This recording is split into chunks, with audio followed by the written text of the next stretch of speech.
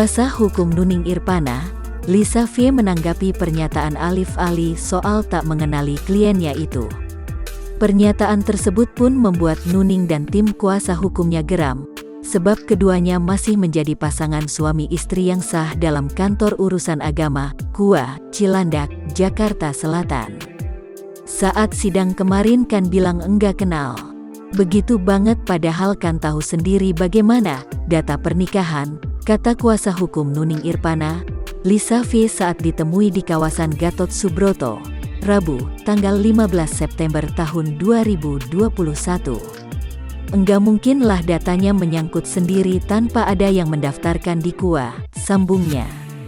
Cara menikah dari masing-masing negara beda, dan tidak mungkin instansi mengeluarkan asal gitu saja kan enggak.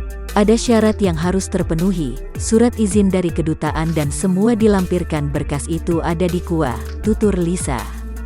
Lengkap di sana, jadi tidak mungkin surat menikah itu keluar dengan sendirinya, tutupnya.